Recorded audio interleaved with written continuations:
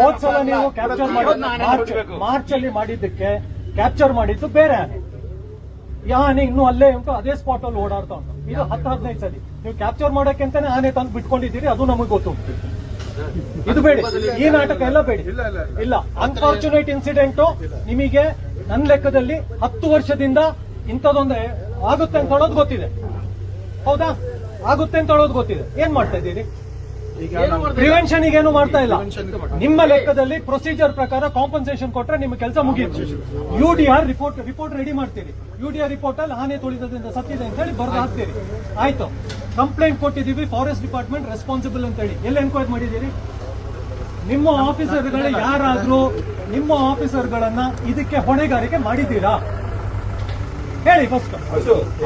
ನಿಮ್ಮ ಆಫೀಸರ್ಗಳನ್ನ ಹೊಣೆಗಾರಿಕೆ ಮಾಡಿದ್ದೀರಾ? ಹೇಳಿ.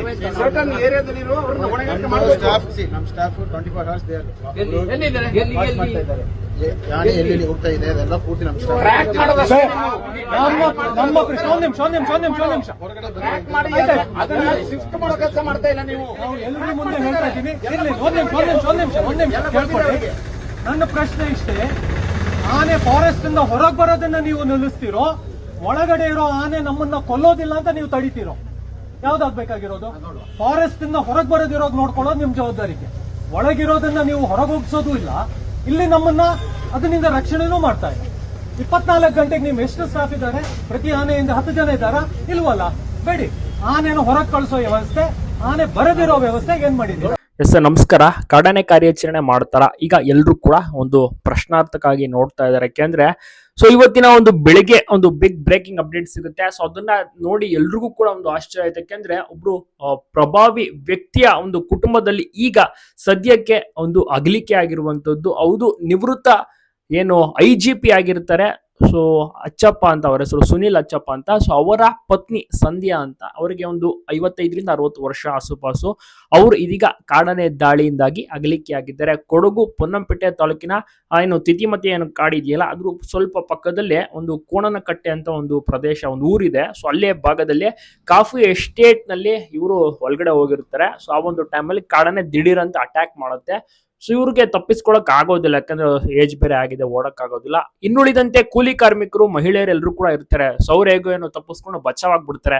ಬಟ್ ಇಲ್ಲಿ ಟಾರ್ಗೆಟ್ ಮಾಡಿದ್ದು ಈ ಒಂದು ಮಹಿಳೆ ಮೇಲೆ ಕಾಡಾನೆ ದಾಳಿ ನಡೆಸುತ್ತೆ. ಅವರು ಅಲ್ಲೇ ಏನಾಗ್ತಾರೆ, ಇಮಿಡಿಯೇಟ್ ಕುಸಿದು ಬೀಳ್ತಾರೆ.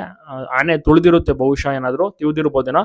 ನಂತರ ಅವ್ರನ್ನ ಆಸ್ಪತ್ರೆಗೆ ಕರ್ಕೊಂಡು ಹೋಗಕ್ಕೆ, ಅಂದ್ರೆ ಗೋಣಿಕೊಪ್ಪಗೆ ಏನು ಆಸ್ಪತ್ರೆಗೆ ಕರ್ಕೊಂಡು ಹೋಗ್ತಿರ್ತಾರೆ. ಮಾರ್ಗ ಮಧ್ಯದಲ್ಲೇ ಅವರು ಕೊನೆ ಉಸಿರೆಳೆದಿದ್ದಾರೆ. ಆ ಒಂದು ಬೇಸರದ ಸಂಗತಿ ನೋಡಿ. ಎಷ್ಟು ದಿವಸ ಏನು ಇರ್ಲಿಲ್ಲ, ಗ್ಯಾಪ್ ಇತ್ತು. ಕಾಡಾನೆ ದಾಳಿಯಿಂದ ಯಾರು ಕೂಡ ಅಗಲಿಕೆ ಆಗಿರ್ಲಿಲ್ಲ. ಬಟ್ ಈಗ ಕಾಡಾನೆ ದಾಳಿಯಿಂದ ಏನು ಅಗಲಿಕೆ ಆಗಿರುವಂತದ್ದು ಕೊಡಗು ಜಿಲ್ಲೆಯಲ್ಲಿ. ಸೊ ಏನು ಕಾಡಾನೆ ದಾಳಿ, ಆನೆ ಮಾನವ ಸಂಘರ್ಷ ಮುಂದುವರಿಯುತ್ತಿದೆ ಅಂತ ಹೇಳ್ಬೋದು. ಇದು ಅಚಾನಕ್ ಆಗಿ ಏನು ಕಾಡಾನೆ ಬೇಕು ಅಂತೇನೋ ಅಟ್ಯಾಕ್ ಮಾಡಬೇಕು ಅಂತೇನು ಅಟ್ಯಾಕ್ ಮಾಡೋದಿಲ್ಲ. ಸೊ ಅವರು ಕೂಡ ಗೊತ್ತಿಲ್ಲದೆ ಕಾಫಿ ಎಸ್ಟೇಟ್ಗೆ ಹೋಗಿರ್ತಾರೆ. ಅಲ್ಲಿ ಕಾಡಾನೆ ಇರುತ್ತೆ. ಕಾಡಾನೆ ಮನುಷ್ಯರನ್ನ ನೋಡಿ ಅವ್ರ ಕೂಕೋತಾರಲ್ಲ, ಗಾಬರಿ ಆಗುತ್ತೆ, ಅದು ಚಾರ್ಜ್ ಮಾಡುತ್ತೆ. ಸೊ ಈ ರೀತಿ ಆನೆ ಮಾನವ ಸಂಘರ್ಷ ಆಗೋದು. ಅದೇನು ಹುಡುಕೋ ಬಂದೆ ಹೊಡಿಬೇಕು ಅಂತ ಇದ್ದಿದ್ರೆ ಇಷ್ಟೊತ್ತಿಗೆ ಎಷ್ಟೊಂದ್ ಜನ ಹೋಗ್ಬಿಡೋರು. ಸೊ ಅದು ಕೂಡ ಅದ್ರ ಪಡೆದಿರುತ್ತೆ ಕಾಫಿ ಎಸ್ಟೇಟ್ ನಲ್ಲಿ. ಯಾಕೆಂದ್ರೆ ಅದಕ್ಕೆ ಆಹಾರ ಎಲ್ಲಿ ಸಿಗುತ್ತೆ, ಎಲ್ಲೆಲ್ಲಿ ಓಡಾಡ್ತಿದೆ, ಅದಕ್ಕೆ ಅಡ್ಜಸ್ಟ್ ಆಗ್ಬಿಡಿರುತ್ತೆ. ಸೊ ಈಗ ಏನು ಕಾರ್ಯಾಚರಣೆ ಮಾಡ್ತಾರೆ, ಯಾಕೆಂದ್ರೆ ಅವ್ರ ಪ್ರಭಾವಿ ವ್ಯಕ್ತಿ, ಅದು IGP, ರಿಟೈರ್ಡ್ IGP ಅವರ ಒಂದು ಪತ್ನಿ ಅಗಲಿಕೆ ಆಗಿರೋದು.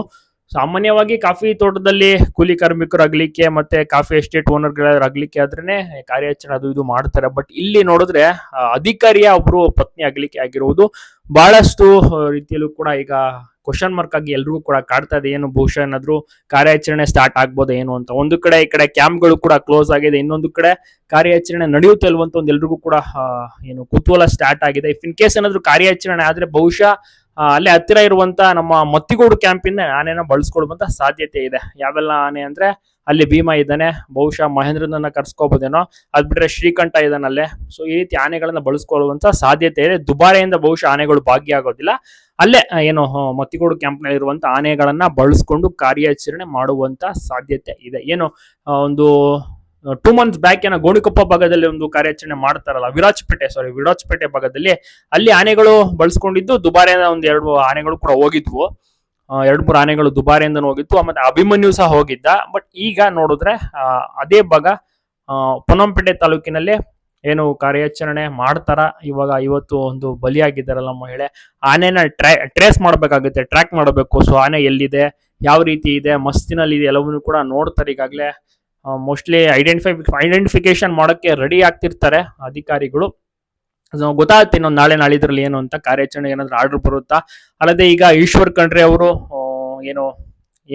ಇಷ್ಟು ವರ್ಷ ಸಚಿವರಾಗಿದ್ರು, ಅರಣ್ಯ ಸಚಿವರು, ಬಹುಶಃ ಇನ್ಯಾರ ಹೊಸಬ್ರು ಈಗ ಬರ್ತಾರೆ, ಅವ್ರದ್ದು ಮುಗ್ದೋಯ್ತು ಅವಧಿ. ಈಗ ಹೊಸಬ್ರು ಅರಣ್ಯ ಸಚಿವರಾಗಿ ಬರ್ತಾರೆ. ಸೊ ಅವ್ರು ಯಾರು ಇನ್ನೂ ಸಹ ಗೊತ್ತಿಲ್ಲ. ಎಲ್ರಿಗೂ ಕೂಡ ಒಂದು ಕುತೂಹಲ ಇದೆ, ಯಾರಾಗ್ಬೋದು ಈಗ ನೆಕ್ಸ್ಟ್ ಅರಣ್ಯ ಸಚಿವರು ಅಂತ. ಮತ್ತೆ ಈಗ ಇದ್ರ ಬಗ್ಗೆ ಡಿ ಕೆ ಶಿವಕುಮಾರ್ ಅವರು ಏನಾದ್ರು ಮಹತ್ವದಂತ ನಿರ್ಧಾರ ಈ ಸತಿಯಿಂದ ಮಾಡ್ತಾರ?